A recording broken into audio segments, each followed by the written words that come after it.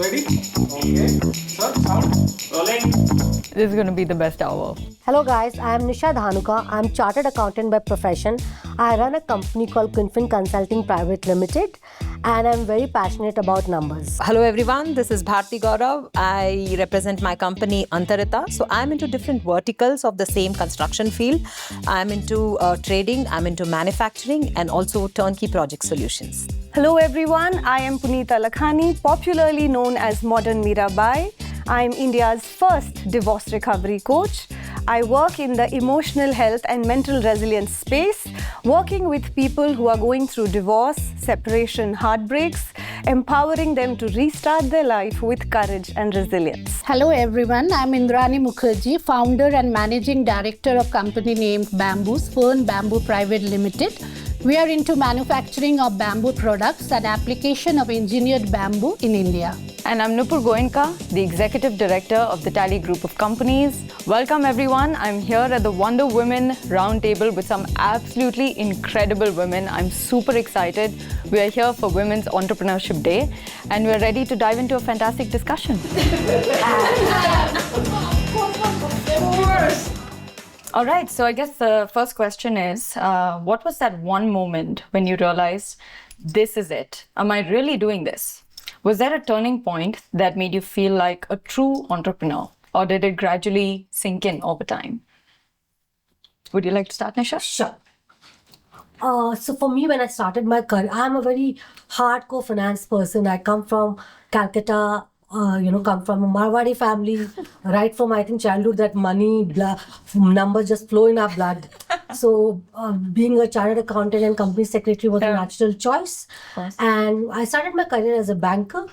And in 2009-10, when I had my baby, I was into credit manager. And when we used to have deals, the work timing used to be very hectic. So at that point, you start contemplating that would it be possible along with a child to follow such crazy timings. And that's why I thought that I always wanted to do something on my own. I said, okay, anyways, I am backing of my degrees. Let me take that plunge and start something on my own. And if it is enough to pay my bills, I'm good. I'll move forward. If it is not, I always have my boss to go and crib and say, please give my job back. In 2011, I started my entrepreneurship journey. And by God's grace, I think I did fairly decent. And then there was no looking back. In fact, I think entrepreneurship is one bug that if it bites you, you will never go back to job because you become a job creator rather than job seeker. So I think that was the point for me when I delved and dived into being an entrepreneur. And today I'm happy about it and sitting with, good guys like you and discussing about it. Incredible. Nisha, I am curious.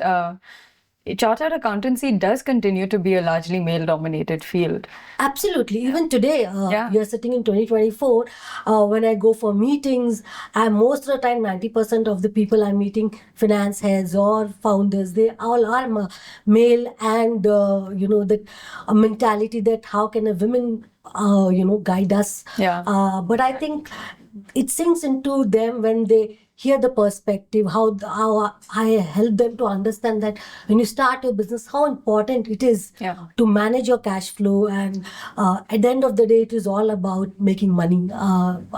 Passion, of course, keeps you, the drive is there, but then you need money to pay the bills, you need money to pay the salary. So I think it took some time then, but now I think people just accept it. You just need to prove your point. I think as a woman, all the more every day. But if you're good at your work, I think sooner or later that acceptance just comes in. And for our clients, Tally is the most used software. It is, what we call is, one of the most value for money accounting software. So I was very happy and glad to hear that Tally is inviting me because I can proudly go and say, no, we don't use Tally, we also interact with Tally. Long friendship started. Yeah, long friendship, absolutely. Wonderful to hear. Thank you for sharing this. Thanks. I'm curious, Punita, being the first person in your field, in divorce lawyer, in the divorce law. Divorce recovery coach. Thank you so much. I'm curious how you started this and also what your turning point was as an entrepreneur here. I come from a business family, but never traditionally born and brought up, was encouraged to be an entrepreneur. As a girl, we are raised to get married someday and we make families, and that's how it was for me also. Right. It was a breakup, a divorce, which opened me up to how isolating a journey could it be, how painful, lonely a journey could it be, stigmatized with divorce as a taboo. That's where I started realizing that I want to do something in this space, and this is my mission, to bring in the change, to be that strength and support, which I did not find in my journey. Amazing. And from there, it was 2020 when COVID hit. When I lost my job, I was like a normal human being going to an IT company, coming back. COVID hit, I lost my job. I had a major accident. Half of my face is restructured, by the way. And lying on that table, looking at the ceiling fan, I was wondering, why am I still alive? And there was a growing sense inside me which said, you're meant to do something bigger. And questioning that very inner space, I said, please lead me to what I'm meant to do, because I know there is something awaited. One click, one webinar, and I ended up, long story short, I ended up in a life coaching space. This space of COVID, which took away a lot of jobs, enlightened the entrepreneurial bug in me, where I really got into that blood in me of being an entrepreneur. And I did a lot of stints, from cooking at home to reselling clothes, and finally being an entrepreneur. Doing it for 2.5 years. I was doing it for free. It's a mental health space. A lot of stigma, a lot of taboo around, "Arey, iska zarurat bhi kya hai?" You do it as a side hustle. It's not a mainframe business. Passion project hai. But after 2.5 years, one day it struck me, what is it that is really stopping me from taking it as a real business? That day, when one of the clients approached me, I put a price. Instead of giving it for free, I gave it a decent big amount. And without a blink of an eye, the guy said, yes, I'm willing to take your services. I learned my first life lesson. If you do not value your services, nobody will. Making my offer believable. I'm giving a very vague example here. If you're selling a Ferrari at the cost of a Maruti, it's unbelievable an offer. I could see there is a need, but nobody was willing to pay for it. Yeah. When I increased my prices, the offer really became believable. And that is where I struck my real first big sale. Ever since, I've only increased my prices. My business has only grown because my offer is believable. There is a value which I bring to the table, and I charge a value against it. And the lesson learned here is, don't give anything for free, because there is value to what you're bringing. That is my step into entrepreneurship journey. It's an absolutely incredible journey, Puneeta. Thank you for sharing. In the divorce recovery and the mental health space, I am curious how you've seen the stigma play out, especially for males, and how they have perceived this entire journey in your interaction with your clients. We usually end up feeling it's the woman who is suffering. Oh, wow. That's a common, predominant emotion in the society, that it's more of a women, the mercy should be levied on the women more. But the truth is, I started my journey servicing the women, but in the 5 years I have realized it's equally the men. It's not the man or the woman here. It's the feminine and the masculine energies that we are talking. A man can equally have a strong feminine side to himself, the nurturing, the caregiving side of him. And that's what really gets affected when a relationship is broken. Right. And that's what I cater to. That's what I address when I'm trying to recover, restore them back to life. Right. Without losing these strengths as their qualities. Absolutely incredible. I'm very excited to learn more, but thank you for sharing your journey. Thank you so much. So Bharti, over to you. I'd love to know a little bit more about your entrepreneurial journey. Basically, we were the first ones to start business in our family. Wow. So I'm more of a professional, so I was more comfortable being an architect. And then I read somewhere which says we don't work from 9 to 5, but from beginning to end. And I guess I was very much drawn towards it. And I realized that this is where my journey has started. And one after the other, I got into turnkey project solutions. And then we ventured into PMCs. And I'm a trader as well in the same field of construction. And now I have turned out to be a manufacturer. So I really have this dream of getting all into one roof with respect to anything that goes into your home construction. Right. So ethically, I'm also into webinars. So we've heard of people doing webinars for beauty, for A, B, C, but then on home construction, on architecture, I guess this is the first venture, and it's something like a pioneer that we have started off with. And it gives in a lot of comfort. It gives in a lot of satisfaction that goes on into this profession. Absolutely incredible. I love that you are the first person in your family to start something like this. And I have so many architecture friends. It is absolutely fun. I don't think I have a friend who's not an architect, to be completely honest. But it must have been a scary journey as well, being the first in your family. How has support panned out for you? Yes, definitely. It's been scary. A lot of risks have been taken. And especially the finance, it has been a long journey for me to have stabilized all this. But I'm also an international healer. I'm into access consciousness. And that in turn has helped me a lot to gain this kind of financial stability and also manage the whole sector with 3 verticals. So that keeps me going. That is absolutely incredible. Wow, I would love to know more, but thank you for sharing. Thank you. And finally, Indrani, over to you. I have to tell you, my obsession with bamboo being a base started around 2 years ago when I started wearing like my first bamboo cotton garments. Most comfortable things I've worn in my entire life. Super curious how the entrepreneurial bug bit you. I myself, by education, is a civil engineer. I worked in a pure construction industry for last 13, 14 years. So I'm basically a structural engineer, but me and my partner, actually, if I don't enter his name, that it will be wrong. We visited some industry in the northeastern part of India where we saw this bamboo, which is the second most largest producer of bamboo in India. They were making so many products, but processed bamboo, engineering aspect of bamboo, that fascinated us a lot. Since we were keen on designing structures, sustainable structure, we thought, why don't we take this material and start building? Since I studied from Bangalore, we started our base in Bangalore and we formed the company. Initially, we did many projects undertaken here in like total environment and other government, non-government organization, including IIM Bangalore. Still, we are doing a lot of projects with them. And 2017-18, we started our own manufacturing setup to produce Indian-made bamboo products.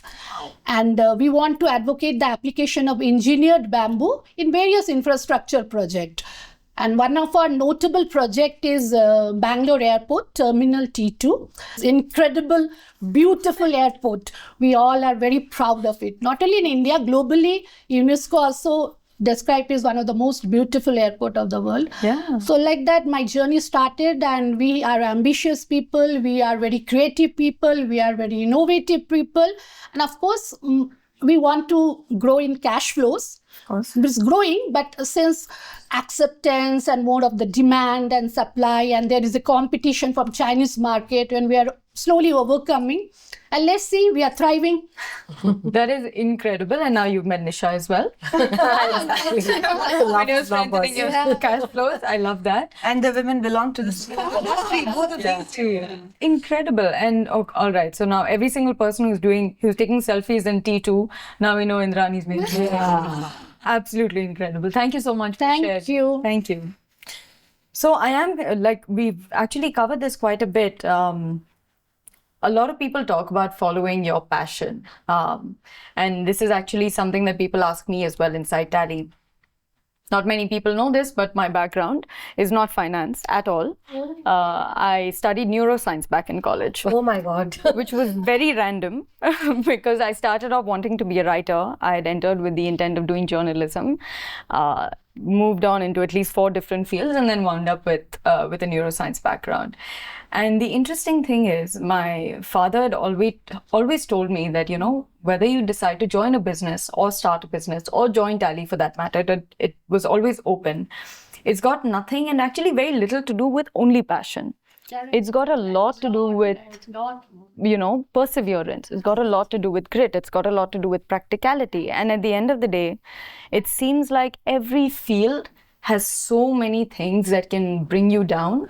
Totally. But what are those things that you, as a person, are okay with? Yes. Because the 1 hour or the 2 hours or the 50% you are absolutely in love with. Absolutely. And I'm curious how this has panned out in each of your careers, how perseverance has played a part apart from passion. So I think when you're an entrepreneur, we always think that we want to quit our 9-to-5 job because we want to be our own bosses. That is the first thing that we feel. But you don't realize the moment you're an entrepreneur, you're working 24/7. Absolutely. So that This is where we're all saying, exactly. So 65. You're not paying your bills, you're also paying your people who are working for you. Absolutely. You're accountable. You're accountable. So I feel as an entrepreneur, there's a lot of mindset shift that happens the moment you become an entrepreneur and you become aware that you're an entrepreneur. Yeah. That it is much more responsibility than just working in a corporate. You're accountable for so many things. And I think passion, there would be days where you're super excited. Yeah. You got a new client, you got a cash flow in time. Yes. And then there are days you lost a client. Yes. And you're struggling with your cash flows. So it is a journey of highs and lows. And I think every entrepreneur goes through it, irrespective of when we come on and meet people, we're always showing the brighter side of our life. But when we go back into our rooms, into our cabins, we have a different thought process that runs into. So passion is one thing that keeps you going in those bad times and those dark times. I'm here for some purpose. My purpose is that I want to make entrepreneurs, especially I work with a lot of women entrepreneurs and managing their cash flow, streamlining their finances. So if I'm able to make those changes, it's okay. These tough times I will be able to, thrive through. So passion is important. Without passion, you'll not be able to go through it. But then at the end of the day, you still need money. For me, bottom line, it has to be profitable organization. You need to run the business. And perseverance is so critical for any entrepreneur, or for that matter, for anything that you're doing out of passion and you want to make it grow. Because first time, second time, 10 times, people may not accept it. In case of Punita, people will, why you need a divorce consultant or a coach? I can deal it myself. Exactly. So that acceptance to say that, no, you need some external support and you create that value that I'm ready to pay for those services. That perseverance, you need to believe in yourself that what you are bringing on the table is worth monetizing. So I feel perseverance is the core, is key. I always said that the moment I became an entrepreneur from a banker, I put little bit of my ego in the dustbin, saying that I have to call 10 times also, I have to do it. They are ultimately my clients and one day they will give me business. So that's good. Here, I want to add one more point. Passion, perseverance, practicality is very important. When I started, whatever I used to design, I used to think, wow, this is wonder, I will get some award for this. But slowly, any product also, I customize one product, oh wow, this engine, no, this is wrong. You have to do what market demands. Exactly. So slowly I understood what is this demand supply.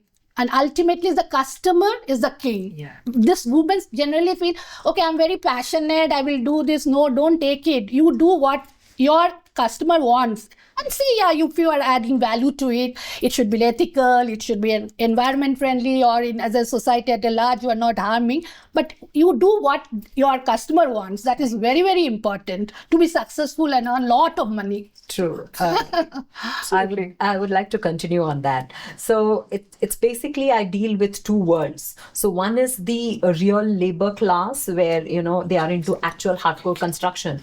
And the other one is the cream where, they are more exposed to more aesthetics. And so bringing these two worlds together, so that bridger is such a hard journey. And I guess without passion and like she said, key is patience and perseverance.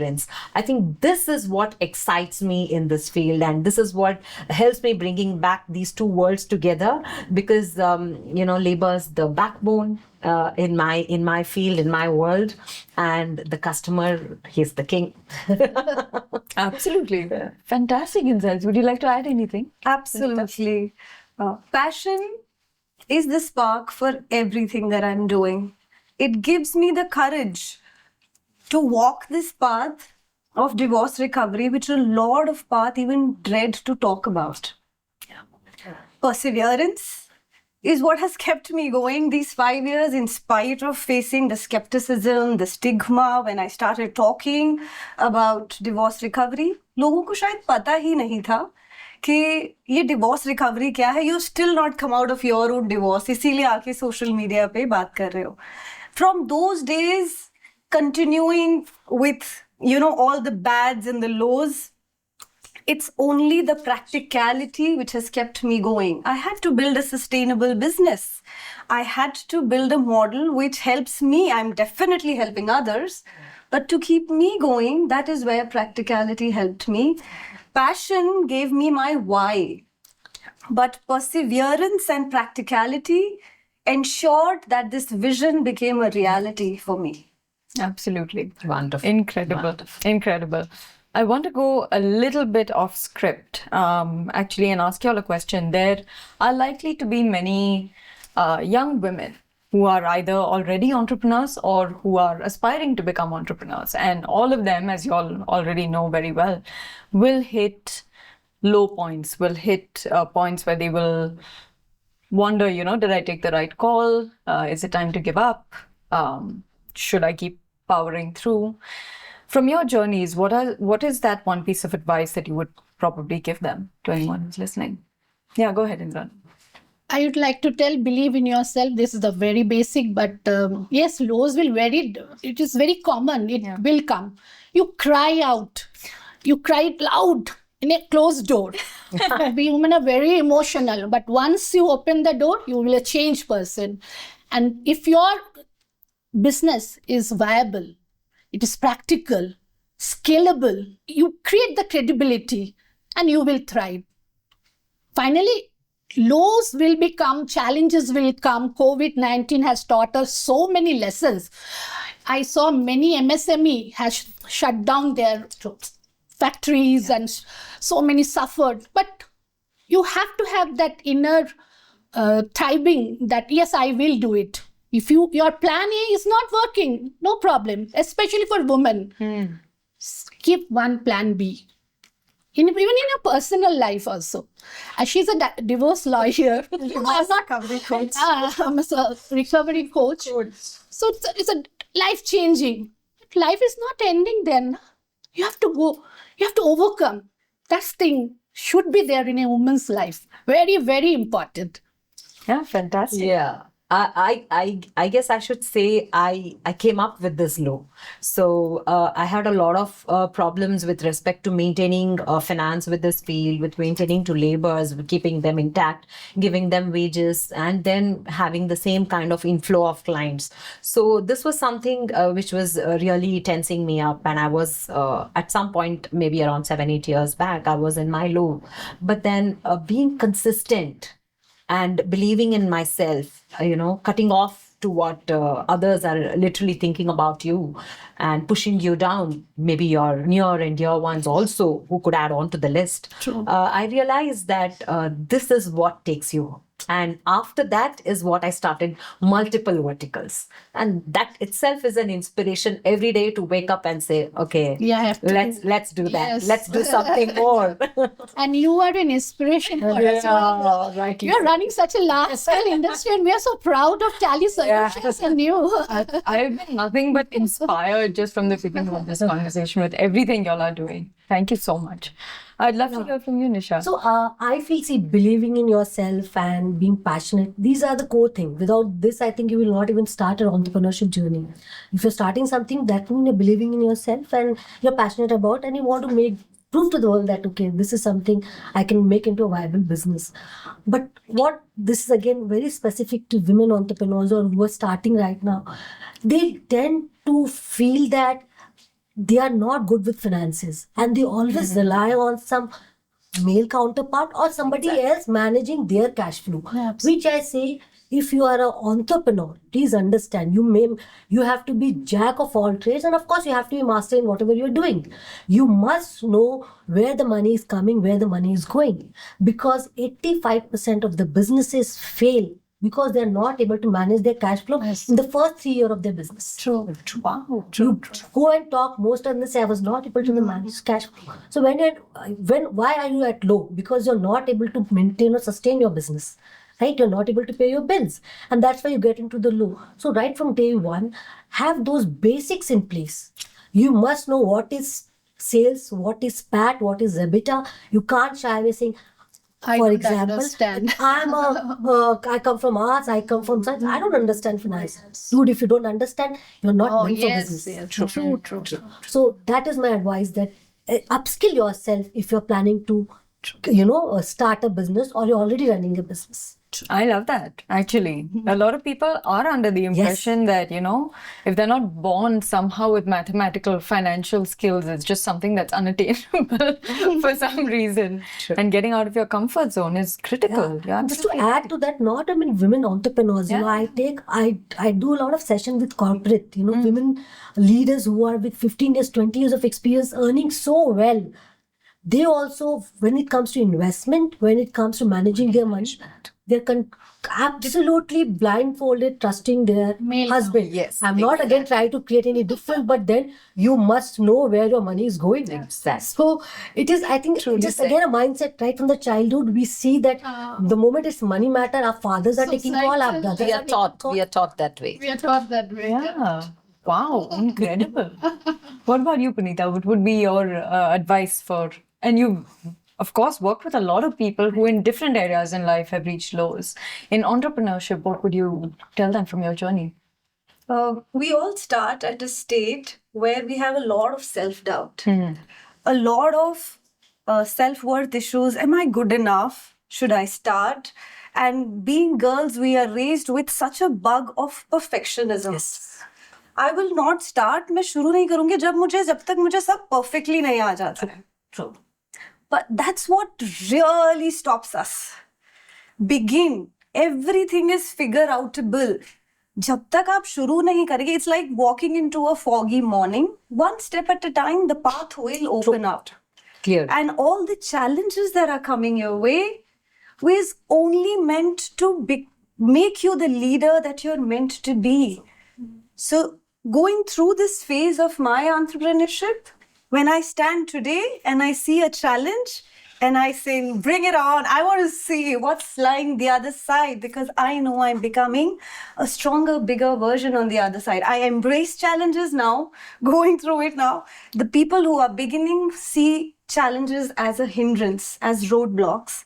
In IT companies, we say, the faster we catch the bugs, the faster we grow, we catch them, we help them overcome. It's future forward, it's failing forward, failing fast.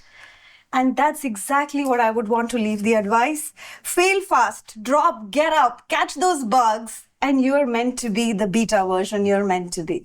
Amazing. Absolutely incredible. And I completely resonate with the point about perfectionism.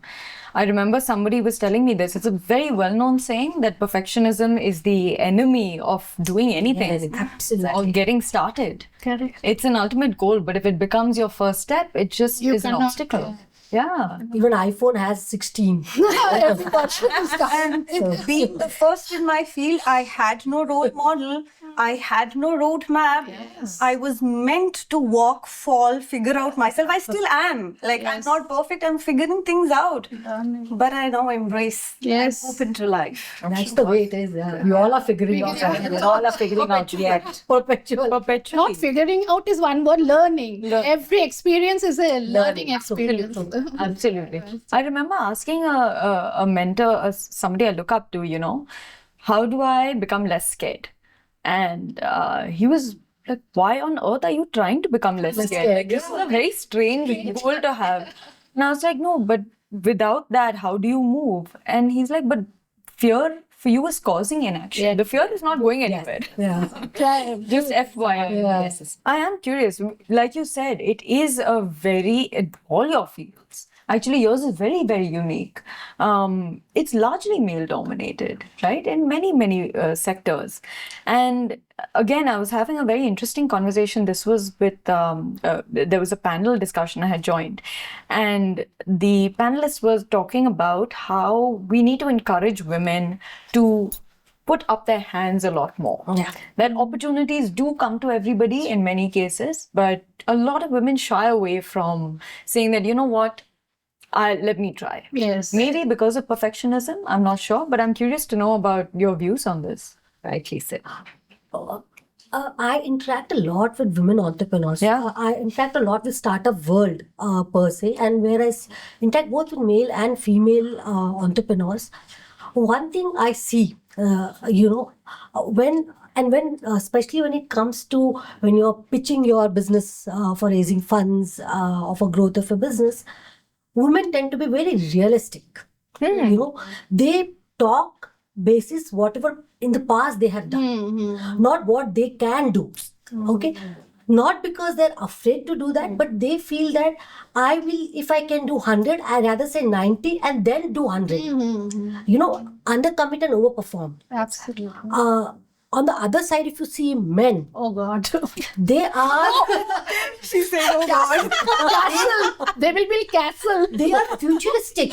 What they have done is fine. What they will always talk about what they can do, and Unrealistic. and I would not say unrealistic. Let's be too nice to them, but it is very aspirational. Which even women as entrepreneurs, we all are very aspirational. Of course. So I think that is the place where I think women need to talk about what they can do, not what they have already done. You have done. That's why you're here talking to people and telling about it. So I think you need to be. They are not risk averse. They are loss averse. Interesting. So they will take risk whenever needed. I think marriage is the biggest risk we all take, right? So we are not risk averse at all. It's just that we're loss averse. And when it comes to business, we want every penny to count and we want to return to our investors. And that is called calculative risk. Calculated risk. What So, I feel women should talk more. As you said, they have to put their hands up more. Nobody says that money doesn't say I'm good with men, not with women. Yeah. Right? So does business. You're an entrepreneur. Why you have to say women entrepreneur? I'm a male entrepreneur. They don't say I'm a male entrepreneur or a man entrepreneur. But we keep saying we're a women entrepreneur. Right. Yeah, we are just an entrepreneur. entrepreneur. Give us the right opportunities, we are going to excel. And we have enough examples in the field. Of course. But then building on top of that, actually, all of yours have built your own teams. And I'm curious, just to your point, all of yours as entrepreneurs, it seems like y'all would come in with a perspective of bringing in more diversity in your teams because y'all are aware of this bias, right? And y'all would have seen that also amongst your communities. I'm curious about the views y'all have on what unique perspective women do actually bring into their leadership roles, in their roles as managers, as entrepreneurs, as coaches, as, any of these roles that women do play. I would say women are more warm. So I guess this nature, when it is replicated into your business, so it brings in the whole world together. Like when you know that your workers or people who work, your employees, your clients, you have a warm regard to them, and that is what leads to first how you deal with them on the whole perspective with respect to finance, with respect to their delivery, or with respect to their day-to-day living. So this is what keeps you all together. I love that. I really, really love that, because so many people consider the attribute of warmth a weakness in a leadership role. So I love that it's a strength. Fantastic. That is that we are very empathetic in our approach. In any problem, anything will come, no? And I think we are better at giving a 360 degree to any project. Anything comes, any situation. In businesses, every day you will come with different challenges. A man output will be totally different from yours, means as a woman. So these are the addition. It's a good point in women we have. I am into MSME, but in a large scale industry also, women leadership is very, very important. And they will bring a change in the pay gap. This is very reality. When I used to work in corporates, I used to wonder, I am in the same position. Why I had this experience. I used to get lesser than 2,000 rupees lesser. Example I'm giving. But why I'm getting the same job, same qualification, I used to get half. Slowly I understood. And it's not true. It is not only in India, globally. Yeah. Because I traveled to US, Washington, DC, where I was awarded with an award. That's a women organization. The same discussion. So I thought maybe Western world are praying, no, it's not true. So that Across the world. Across the world, and that need to be changed. Of course. And one more thing, I think we have less women leaders who are become billionaires like Kiran Majumdar-Shaw. I just adore her. How she has started in 80s. Where it is very, very difficult for a woman to start and scale up to such a big company. Yeah, right. And we are so proud of her. Of course. And I'm proud of you also. Absolutely. So the emotion is absolutely reciprocated. Thank you so much, Annie, for sharing. Anything from you, Puneeta? Absolutely. I believe with our lived experiences, we bring in so much of diverse thinking into the leadership style. We challenge the traditional ways of thinking, and that is where innovation steps in. That is where understanding the consumer, the customer more closely steps in, especially in women-centric markets. We carry as women more emotional intelligence and empathy to the workspaces. And that is where we see creativity being nurtured. That is where we see diverse cultures being nurtured, different points of view being valued. We believe in collaborative, nurturing, valuing, collaborating views together, diverse voices being heard, not singled out or disrespected, but collaborative working. Consensus is a strength of a woman, and that's what she brings to her workplace. That's a really, really wonderful thought. Thank you for sharing.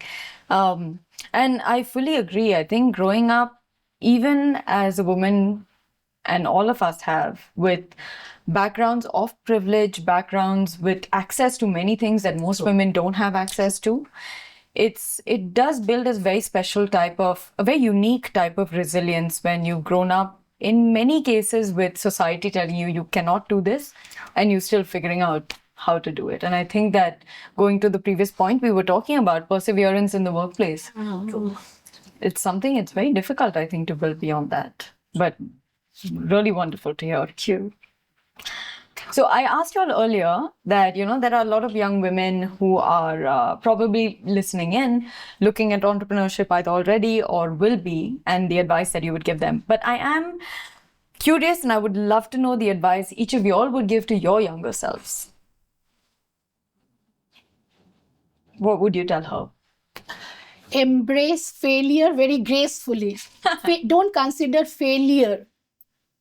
Take it as an experience. That is most important. And role of mentorship. That I understood. You need some mentor. Because you will believe in your business idea. Great. But there should be someone to show you the mirror. Indrani, you are doing this correct, you are not doing this correct, and this is very essential to grow in business.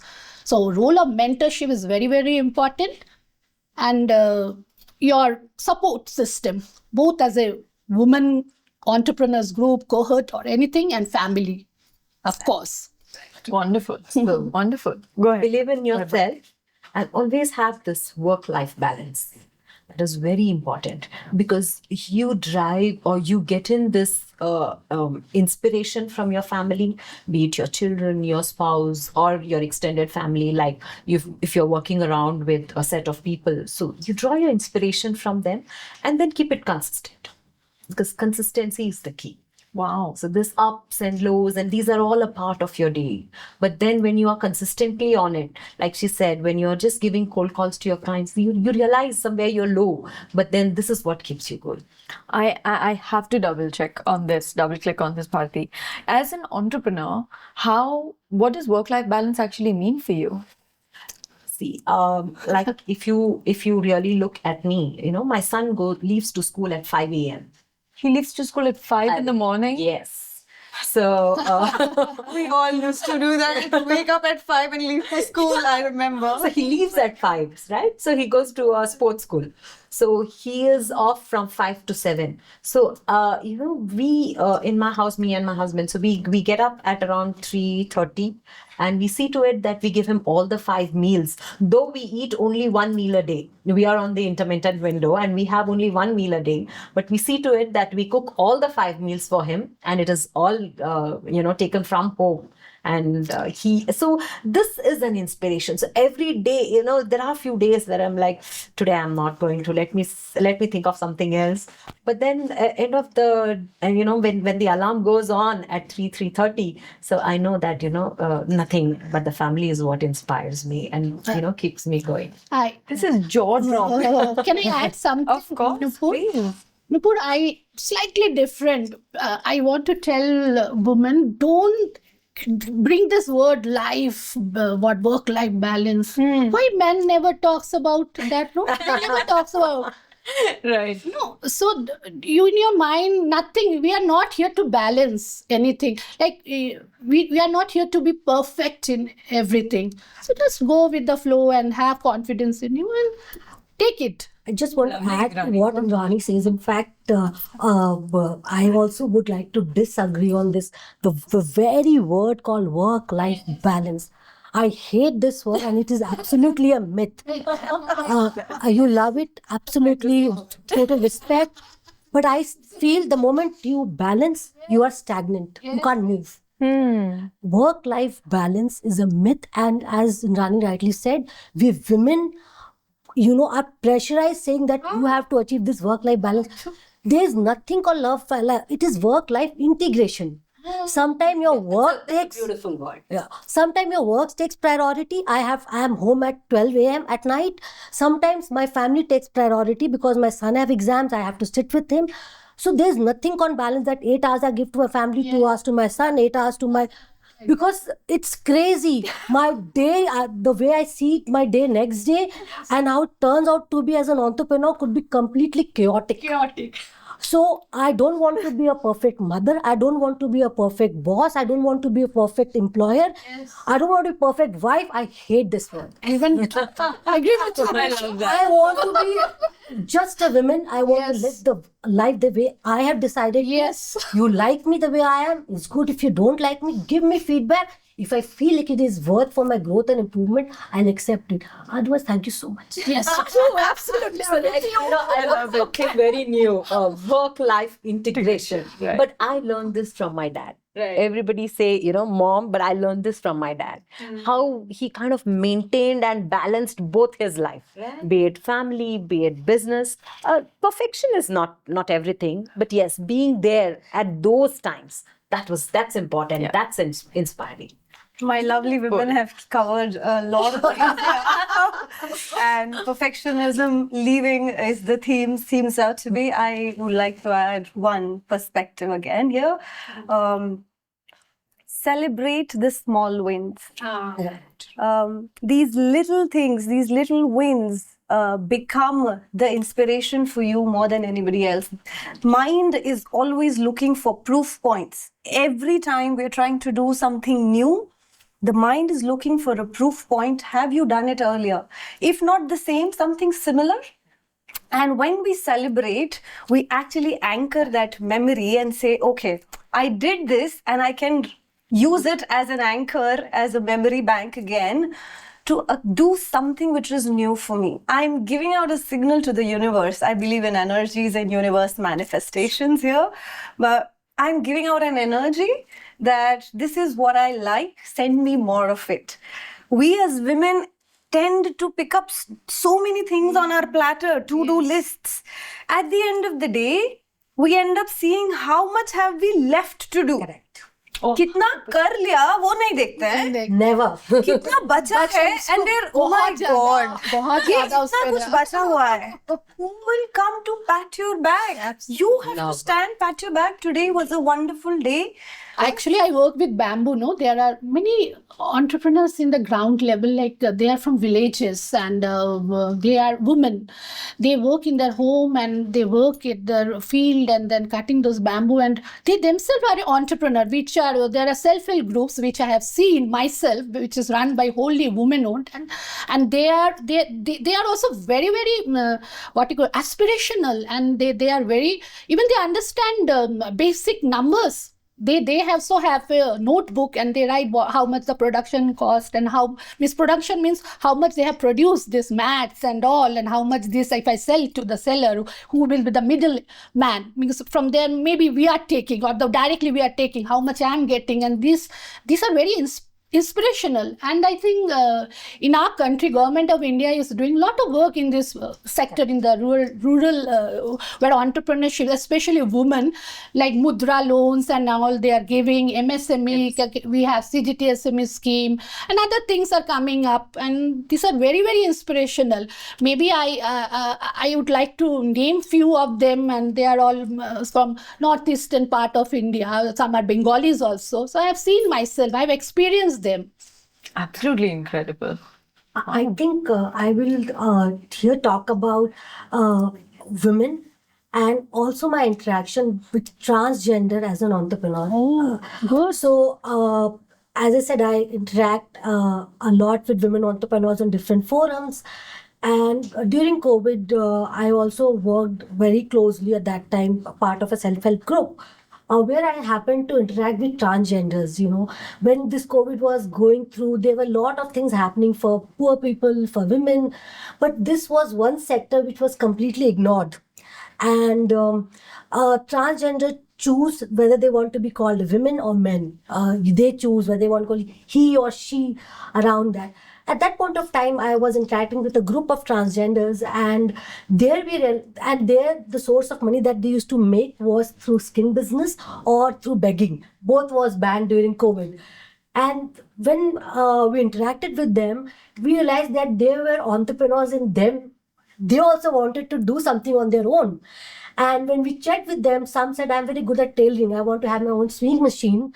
And I want to not do this anymore. I want to start my business.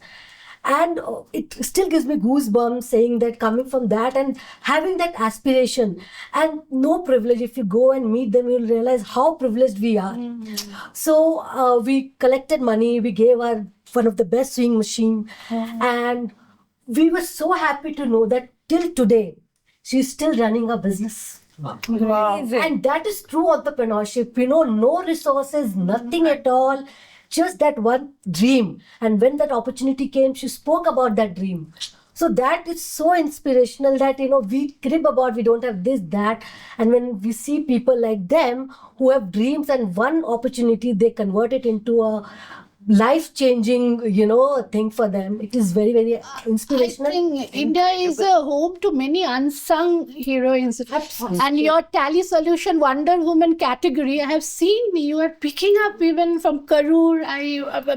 They are not like a city from so distant places, and you were recognized. that is very essential, I think, for women to showcase what they are doing. Absolutely. They're everywhere. You're right. There's so many unsung. And all the women, if you see, when they start from their home, they are always in self-doubt. Yeah. That leap of faith saying that I can grow it in big business is not there. So they're still managing, and honestly, they're managing their family, they're managing their funding. Funding is the biggest problem. I think I can go on forever. Yeah. So, but they still manage to run the show. And funding, of course, they can't scale it up for whatever reason. But as Rani rightly said, they all are unsung heroes, doing whatever they can and creating a name for themselves in this whatever ecosystem they are. Yeah. Absolutely incredible. Through an NGO, I work with NGOs as well, parenting coaches because kids are involved. I work with financial planners, alumni involved. I work with divorce lawyers because law is involved. So with one of these NGOs I was working, I got to interact with the smaller castes, the humble castes of these fishermen and in West Bengal and stuff. The women there are the real roop of Shakti, if I could say. The men hardly are available. They wake up late, they drink, and they are back enjoying.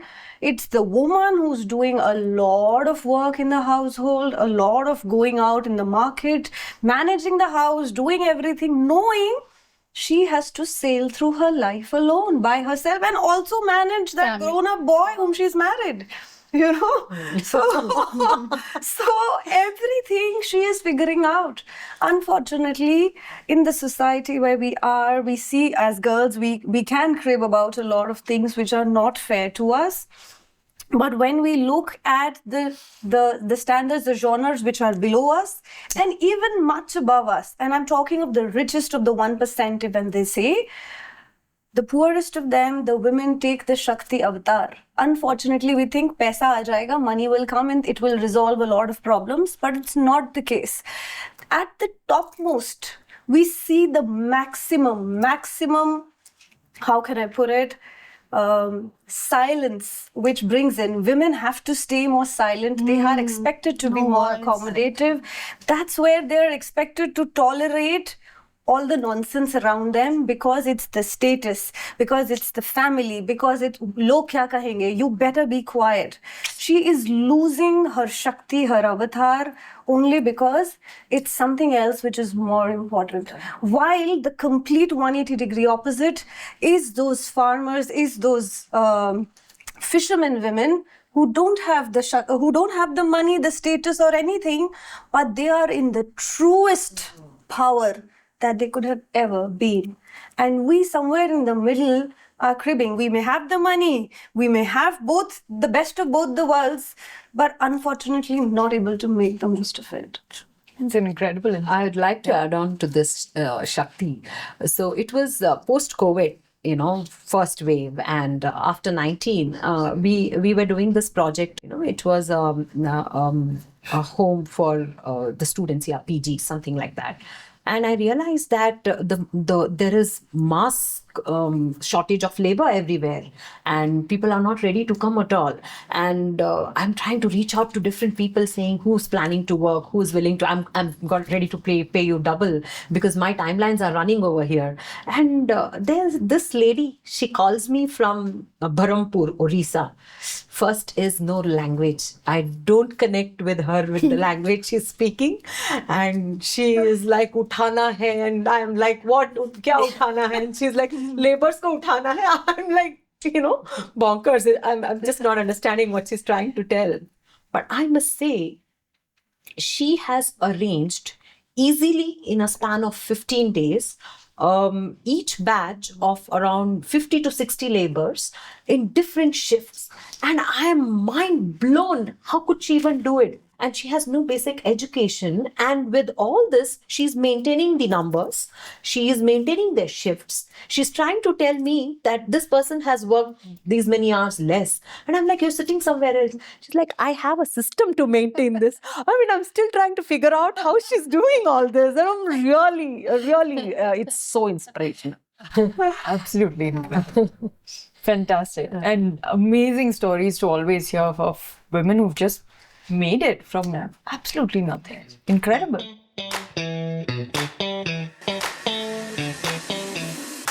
All right, myth number 1. Women entrepreneurs are more likely to run small home-based businesses. Whoa, it's over. Oh, Everyone. unanimous, lovely. This one is especially for Nisha. Women entrepreneurs are less financially savvy than men.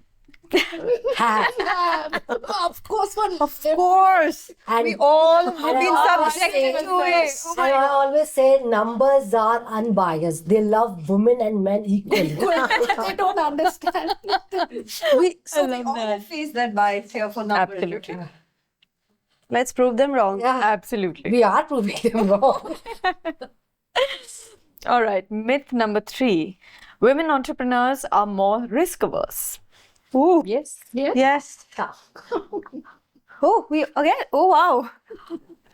Again, to add to this, I think they It's all lots it's the common thing that women Yeah. are risk averse. Women don't want to take risks. They are very calculative, and I always say it's not the risk; they're loss averse. Let's change the point of view. They don't want to make losses by taking unnecessary risk. Yeah. This also comes from their from our upbringing as well, because it's more stereotypes, gender biasness, where the girls are raised to be running families. It prosecutes more into they are not decision makers, they are more risk averse, be at home. All of that arising from, again, our upbringing and the environment which we see in our childhood. In fact, what I did, so I do some sessions on this managing your cash flow, doing an investment. I interviewed means I asked a simple question to almost some 250 people who invest into stock market, both male and female, just to see that do men make better investment decisions than women. I am an avid, investor in stock market, and I realized it is absolutely equal. Women make equal mistakes. Men also make equal mistakes. It is just the mindset that we feel that women cannot do or take that investment decisions. They don't know how to invest into stock market. Numbers. By hearing Nisha's this one, I am remembering one film, recent film, Alia Bhatt's Rani Ki Rocky Rani. Yeah, that girl, she's so good in numbers. She's so scared to say Tell to the people stock market. Yeah. So because that is put in our mindset. that- Same, but Yeah. I'm recollecting those scenes. I'm not good with numbers. See, I'm a civil engineer. When I did my MBA from NMIMS Mumbai finance, I scored very well. Then yes, I can do balance sheet, I can do P&L, I can do this one, cash flows and whatever. You have finance, we have 2 subjects. So no, that's the thing. No, we women should skill up because I'm a civil engineer. Maybe those factors, but I skilled myself. Yeah. I talked with my CA. If I come to Nisha's chamber, I will talk. You must. One last point on this I'll make. In my profession of divorce recovery, and the women are like, oh, I have not taken financial decisions like this. And I ask them one question.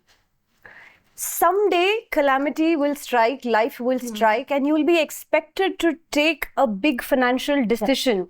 It's not just a divorce. It could be loss of a family member, alimony, or some hereditary, whatever coming your way. Are you prepared for that day? Are you prepared? It could be 1 month down, 5 years down, 50 years down. But when it happens, are you ready for it? Absolutely. Fantastic. All right. Okay, this is interesting. Women entrepreneurs are primarily driven by social impact, not profit. Absolutely. I can go all gung-ho about it. I'm running a social impact enterprise for profit. Yes. Same with me also. Money. Exactly. Yeah. No long- Always don't think it's a heart making or handicraft and or it's a cottage industry. Who will come and put the bread on my dinner table if I'm doing all for social? Absolutely. I fully agree with you. And it's a very interesting question because the conception is putting them at odds. So no longer design will be free along with home construction. No longer Dhania coming free with I think I and even she will agree. We when engineers or structural engineers or architects, when you go to a doctor, you pay no, but then they will come to art. Oh, madam, design कर देंगे. आप तो वो structural design थोड़ा देख. No, तुमको भी properly. जब मैं professionally structural engineers थी तब. Yeah, ऐसा होता है ना. They're very unprofessional in that attitude. Yeah. The attitude is so different. Absolutely. Wow, I don't think any of us had a have not. Yeah. No, we haven't. Unani, all this we are all of us, we all have faced. What you have a commonalities? table of 1,000 women, you'll probably have the exact same thing. Exactly. Wow. Super. Thank you. Great. Thank you all so much. It has been an absolutely wonderful discussion. I am unbelievably inspired, I have to say. Y'all are path breakers in your fields. Y'all are doing so much incredible work. And I think more than anything, one of the things I'm deeply walking away with is the resilience and perseverance all of y'all have had. Like I said, it's taking paths that are less traveled, in some cases not traveled at all, and I think that's an inspiration for anybody who's watching. Yeah. Thank you all so much for the time, for giving me the best boost of energy I could have asked for. That's going to last for many, many, many weeks. Thank you so much.